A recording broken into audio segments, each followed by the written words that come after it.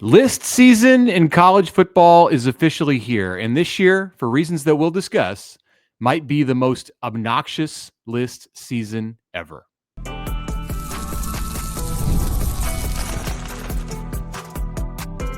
You are Locked On Nebraska, your daily Nebraska Cornhuskers podcast, part of the Locked On Podcast Network, your team every day.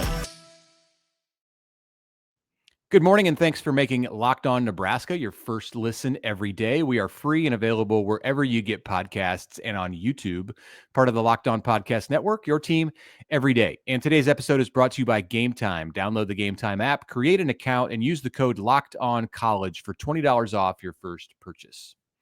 All right, welcome everybody. It's Thursday. Connor Happer here from 1620 The Zone. Mitch Sherman from The Athletic. Yes, we are into the summer months in college football, which means we're going to be making, others are probably going to be making lists, and we're probably going to be talking about them because they start conversations really, really well. We've already seen a list of the most toxic fan bases, way too early top 25s, way too early top 25s. And now these top 25s have been like updated post spring, as if they've changed, which I guess maybe they have. Anyway, we're going into list season. As a sports radio person, I kind of appreciate list season. I know that it could be long and arduous, but here we are. It's just totally throwaway stuff. It's perfect for May and June. And the reason I say that I think it's going to be the most obnoxious list season ever, because I think somehow we crossed a line. Maybe it was this year, maybe it was a couple years ago, but everybody makes lists now. It used to be you had to be like Athlon or, one of these publications that specializes in like off-season content. Yeah. Now, like random dude on X or Instagram can just make a list, and if it's interesting enough, and if it just gets the nerve of the right fan base, then you can have like 34 followers and it's going to get noticed, as referenced with this list of toxic fan bases. I don't know. I didn't recognize the name of the person who created this, but Iowa was listed number 1. And then it said big gap, followed by Oklahoma, Amazing. Tennessee, Florida State, Georgia, Michigan, and others. So maybe it was a Nebraska fan who created this. I'm not sure, but you can do that. Make lists. It's great. Quick pro tip: like if you want to do that, you can just make a fake aggregator college football account. They're all fake, and just write like, I did this once as a social experiment. I made a Twitter account. It was called like College Football Today or something like that. College Football Report Today, and I just put out like every other day or something like that. I would just try and grab the nerve, like you said, of a different fan base. And rank one team a little bit too high. Like I did like best home field environments or something like that.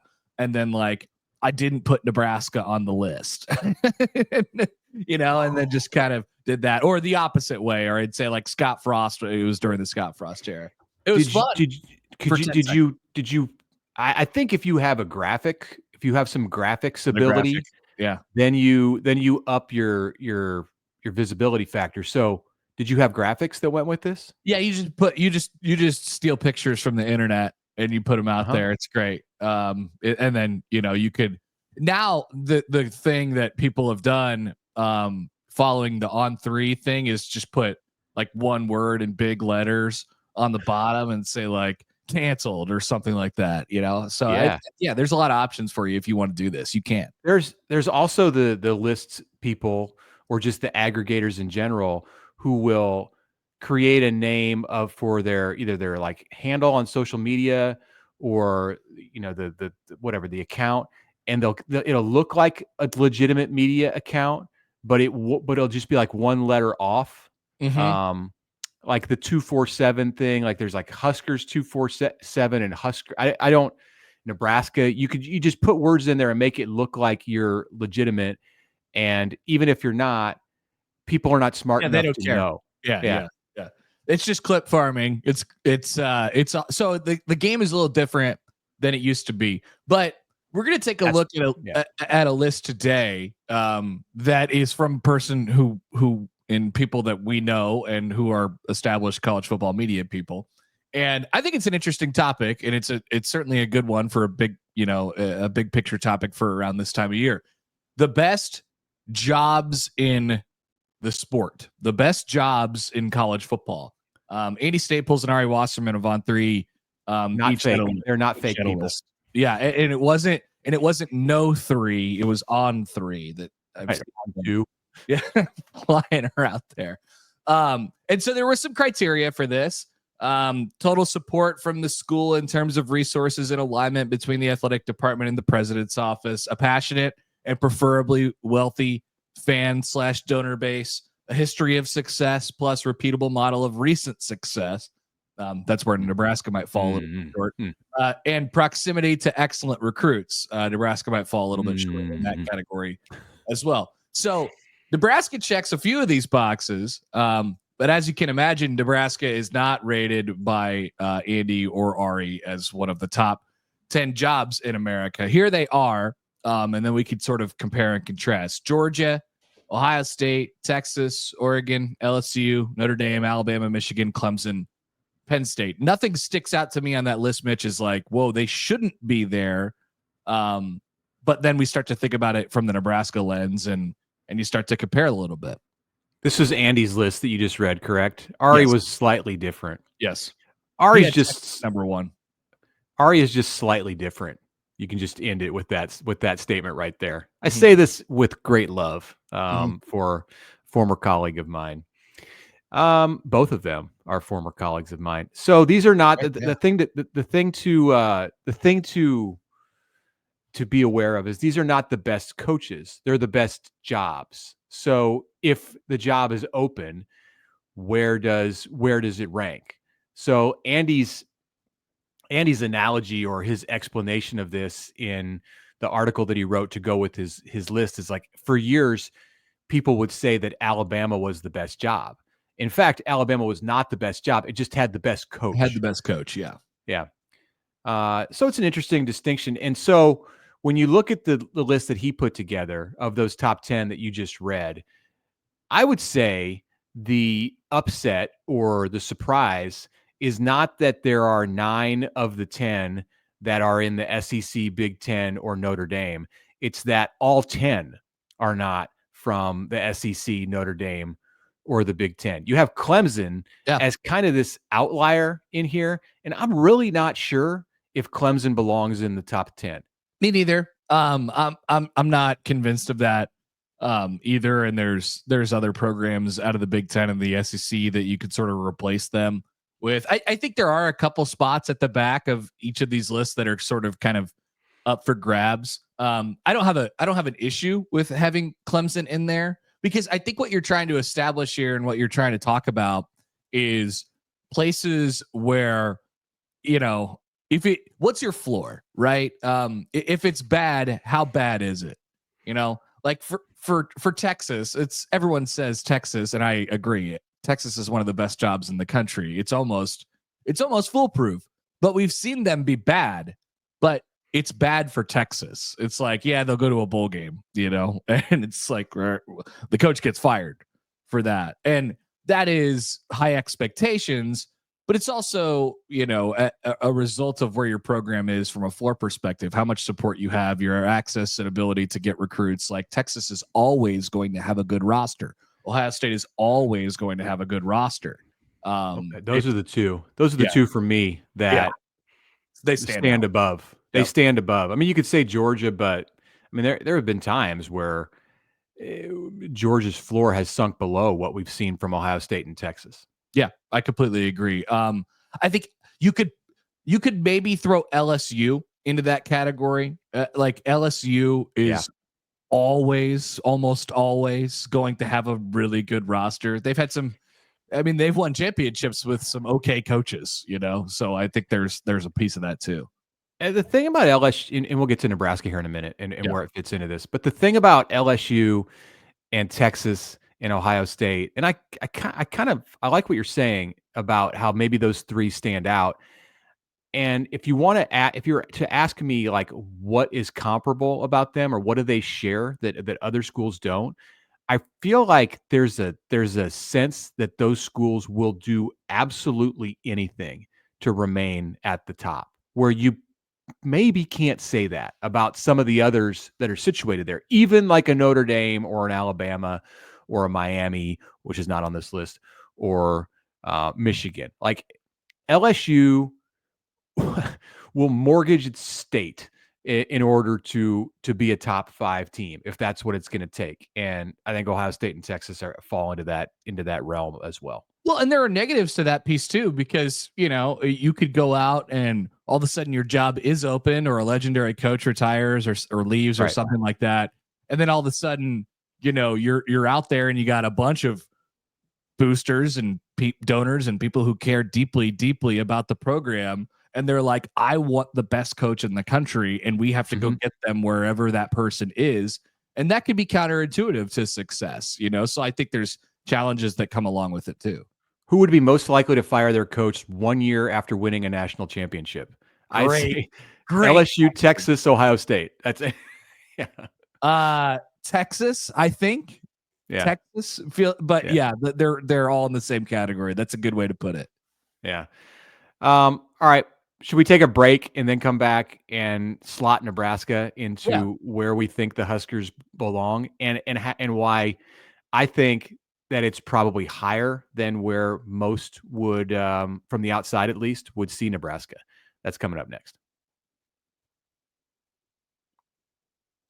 Right now, a message from Game Time, because there's nothing like a live game experience, the energy that a live game experience provides, whether it's catching a last-minute Major League Baseball showdown or soaking in the excitement of an NBA playoff matchup. But finding great seats at a great price, that used to be a challenge. Not anymore, because Game Time is here. Game Time makes scoring last-minute tickets easier than ever. Prices drop in most cases as the event gets closer. And with their all-in pricing, you see the total cost up front. No surprise fees at checkout. They've got last-minute deals. You can save up to 60% in the final days before buying tickets to concerts, sporting events, comedy, theater. Grab those last-minute seats for a big baseball or basketball game that's coming up and save big with zone deals. Game Time provides peace of mind. With seat views before you buy, you can see where you're going to sit. Again, no surprise fees. And then there's the lowest price guarantee. All together, you can book with total confidence. So take the guesswork out of buying tickets with Game Time. Download the Game Time app, create an account, and use the code LOCKEDONCollege for $20 off your first purchase. Terms apply. Again, that's code LOCKEDONCollege for $20 off.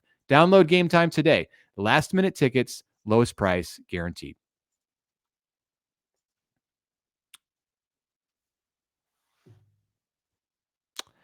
Okay, Mitch Sherman, Connor Happer with you. Thanks for joining us on the Locked On Nebraska podcast on this Thursday in May. It's May, so we're talking about lists. We've established this list from Andy Staples, a very legitimate list, as opposed to some others that you see circulating out there in internet space. Andy has 4 Big Ten teams, 4 SEC teams, Notre Dame and Clemson, of which we are skeptical. So, Nebraska. Where would Nebraska go on this list? Like, if you make the second top 10, 11 through 20, it's going to again be filled with the next group of teams from the SEC and the Big Ten. In the next group from the Big Ten, after Ohio State, Michigan, Penn State, and Oregon, which I think most people would agree are the top 4 jobs in the Big Ten. Would you disagree? I would have one caveat.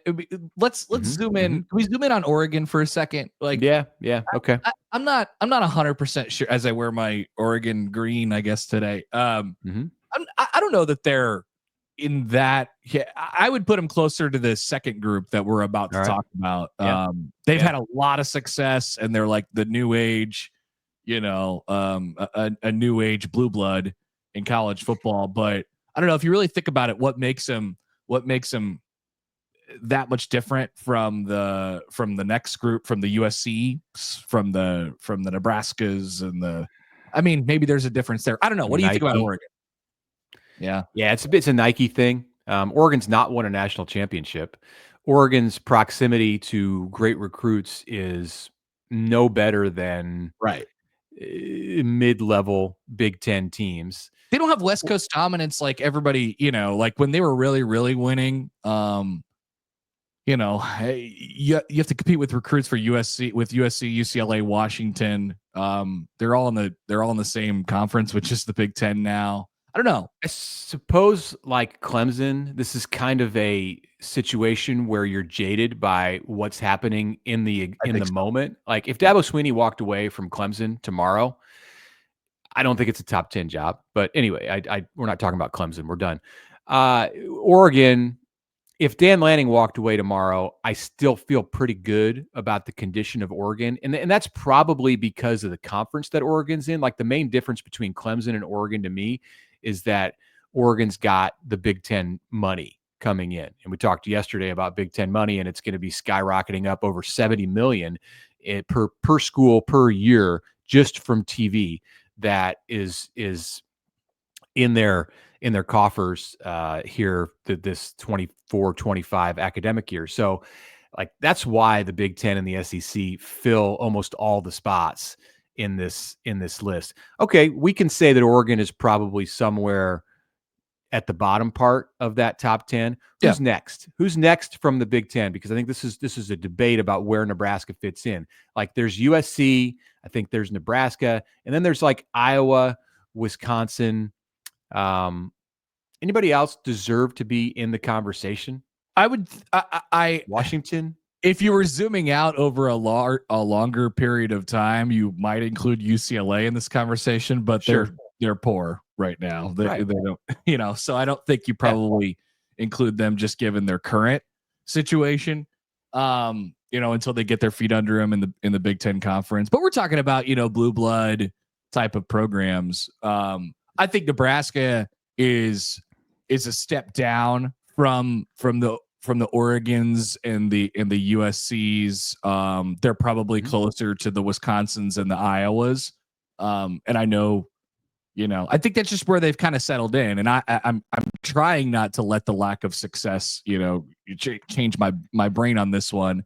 I think Nebraska has more at their fingertips than Wisconsin and Iowa does. But I also, it's about where you're located, where you're situated in the country. And we've also seen things with our eyes. Like we've seen Nebraska is obviously not recession proof. They aren't. And it is it's a program that needs a really, really good coach to have success. They're kind of the opposite of recession proof. Like they're very vulnerable to having downs but the potential for having an up still exists. And, clearly in this conversation, Nebraska's taken a back seat in recent years on the field in comparison to Wisconsin and Iowa. And you want to say like Michigan State and Indiana and others. Washington just played for the national championship 2 years ago. Nebraska's nowhere near that level. But I think when you're talking about fitting into this category and where you slot them, you look more. You talked about the floors earlier when we discussed Texas, Ohio State, and LSU. I think you look at the ceiling here, and I'll die on this hill if we have to, but I think that the ceiling at Nebraska is higher than anything in the Big Ten other than the Big Four that we just discussed, and then USC. So I'm putting Nebraska as the 6th best job in the Big Ten, which for me gets them right on the edge of top 15 nationally, because in the SEC, you've still got Texas A&M, Tennessee, Oklahoma that have to get spots into that group as well. So you add USC with those three and Nebraska's probably 15, 16, 17, something like that in the country. And I don't think a lot of people outside of Lincoln would agree. I've said this before. I don't think I think we've seen the last Nebraska national championship in our lifetime, and unless things sort of drastically change. But you could still be a top 15 job, a top 10 job, and be relevant in that space. without actually winning the entire thing. It's just really, really hard to do so. And that is the same result as Wisconsin and Iowa. Like they're not winning national championships. Nebraska can put its foot forward and say, well, we have a lot more at our we have a better fan base and a bigger alumni donor base, and just Nebraska is not a traditional Big Ten school in the sense of it has to care, or it feels like it needs to care about the entire, picture. Big Ten schools pride themselves on having really good and sound athletic departments and academic situations and all of those things as well. Like Nebraska comes from the kind of old school of like, damn it, we're going to be good at football. And I think that's truer of Nebraska than it is as some of their contemporaries in the Big Ten. Yeah. Okay. Let's come back and talk about something big, kind of, that happened in college sports on Wednesday, and Nebraska basketball in the news. That's next.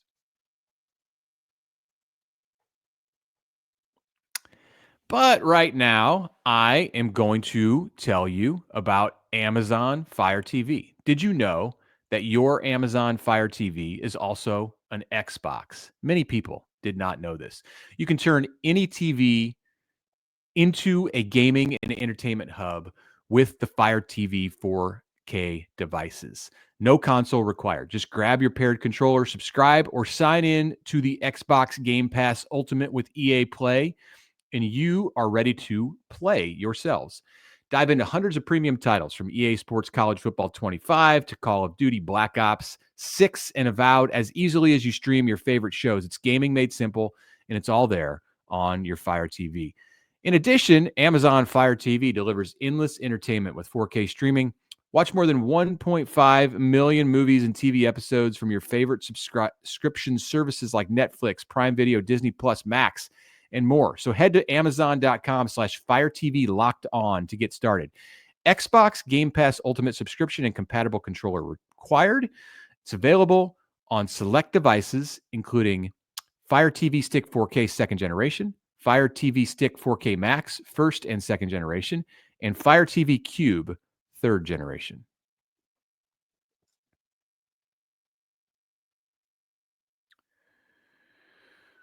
All right, welcome back. Yesterday, we spent some time on the courts and the big settlement. We had some big settlement overreaction yesterday. So we were setting the table for getting closer and closer to ultimately the end of this. Therefore, getting where the schools and the conferences are able to get some direction on exactly what they're going to be allowed to do as it pertains to this upcoming school year. Mitch, there was things that happened yesterday. Yeah. Did we get closer to a final resolution on this? Yeah, I think much closer. I think it's as close as it's been now to just a rubber stamp from the judge. We'll see. So here's what was filed in court by the defendants on Wednesday. They said, in response to the federal judge, Claudia Wilken in California, in response to her urging, to her requirement that current and incoming, well, she said current, but the defendants went so far as to include incoming student athletes, protect them from getting cut. That's what she wanted. Protection from that for them from getting cut in the name of roster limits. The filings in court on Wednesday said any current or incoming athlete who was cut or would have been cut as a result of roster limits can be put on a list by his or her school. And those athletes then will not count against the limit for the duration of their eligibility. So essentially, Nebraska can choose its own roster limit at this point if the judge does, in fact, next week, approve the final terms of the settlement. The roster for Nebraska today is at 124. If it wants, and this is up to the school, that could be a little sticking point. Nebraska could bring back players who left via the portal in recent months. It can add players from the portal or from junior college this summer, Let's say it gets the roster up to 135 by the middle of the summer. That would require some additions that were not planned as Nebraska came out of spring football. The school could then create a list of 30 players who it says would have been cut. It can keep those players, and the number at Nebraska is then allowed to be over the limit by 30 this year, and it would only go down as those players left the program. So if you're on that list, it's like a golden ticket. You can never be cut because of roster limits. Even if you transfer, you can't be cut from your new school. So what's actually going to happen at Nebraska? I would say that the number from where it's at now is not going to change a lot. Maybe it's 125 going into August.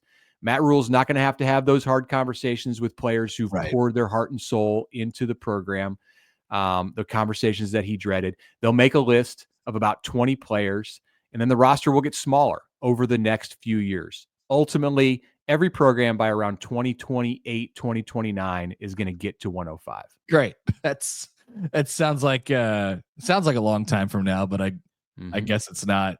I was sort of pondering. This seems to me to be enough. I think it's enough.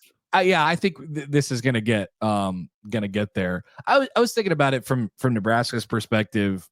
Obviously, we've been thinking about it a lot, but like, what does it do for them? You know, if their roster, what's the difference between Nebraska's roster being at 125 and 105? You know, what does it mean for their football team? It means what you said. It means that they won't have to have those tough conversations, and they won't have to, kick people off their team, which is obviously one of the things, that Matt Rule and Troy Danon have been talking about. But what does it mean from a football perspective? What does it mean from how good your team is going to be? Nothing. I would argue no. Nothing. Very little. Yeah. And Nebraska is one of the few programs around the country. I wonder what this would actually look like. They're one of the few programs around the country who is going to be in the 120 range still from their roster, but they're going to be changes the look. It changes the look of practice a little bit. And before this year, what it allowed you to do was, for Nebraska, have more players from high schools in your own state. But you've kind of already crossed the line there in cutting back in that area. So they're not going to go out and take like an additional 10 walk-ons from like Freeman High School in Nebraska or Grand Island Northwest. Like, that's just not going to happen. Like, they've already made that determination about the way that they're building their roster. And just because the judge agrees with something that was filed in court on Wednesday, Nebraska's philosophy is set. They're not, and that's been the good thing about the leadership at Nebraska, is they have not been wishy-washy. They have not gone back and forth with the whims of the court through this thing. Like, they're moving forward and they'll adjust as needed, but it's not going to be a big change midstream. So like the days of having 75 players from Nebraska high schools where 60 of them are walk-ons, like those are gone, even if the roster is still sitting in the 120 to 125 range for the next 2 to 3 years. Nebraska used to be able to, have a 150 player roster and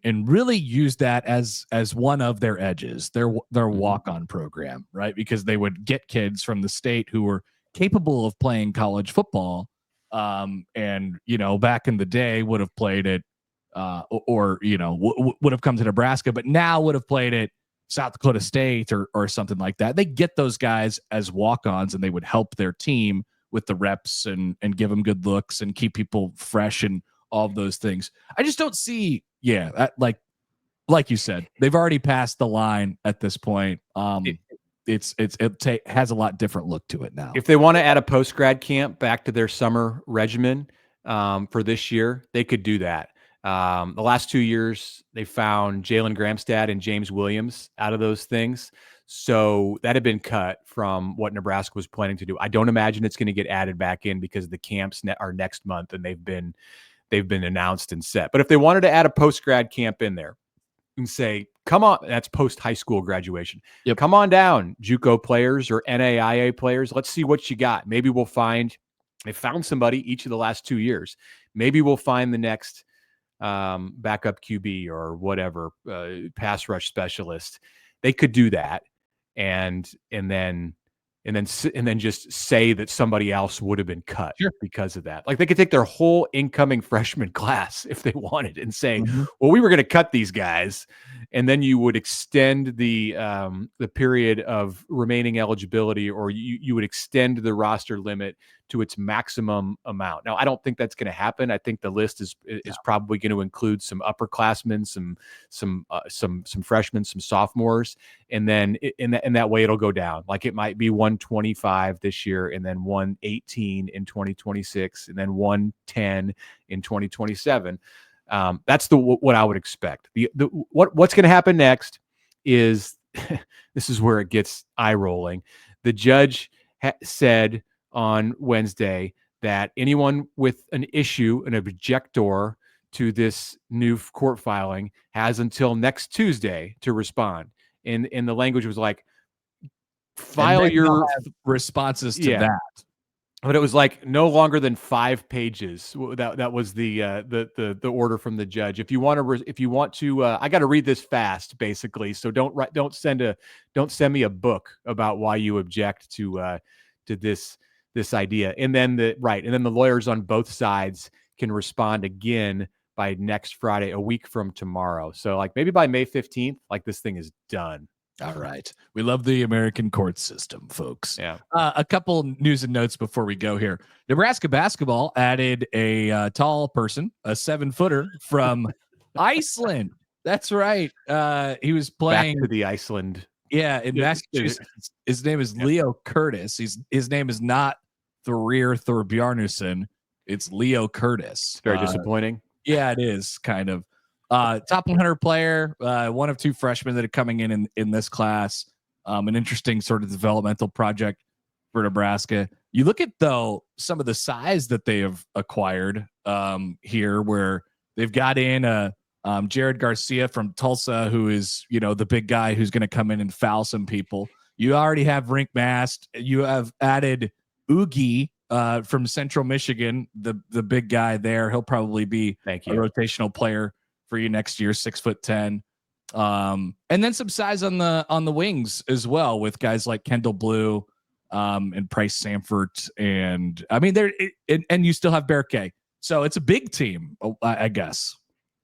It is. It's really going to be interesting, like how this team comes together with 6'10" Berke, 6'10" Rink Mast, 6'10" Oogie, 6'9" Jared Garcia, and then 7-foot Icelandic Leo Curtis. I don't know. 6'7" combo guard Price Sanford too. The Iowa transfer is going to be part of the rotation. They could be tough to defend, and they could have a tough time defending. I think, but at least the length here gives you some ability to just like naturally defend. But yeah, the way it looks, I mean, it's a bunch of pretty good offensive players. So I think that's going to be their deal. Don't know who's going to run the point, but that's for Fred Hoiberg to determine over the next many months. Yeah.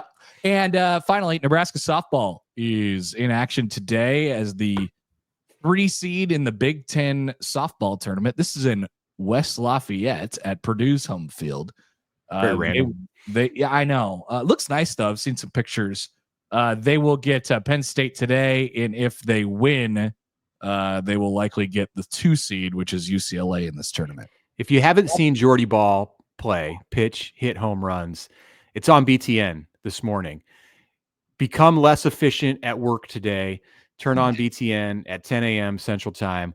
Watch Jordy Bahl. You're going to get a chance to see her in the NCAA tournament starting next weekend.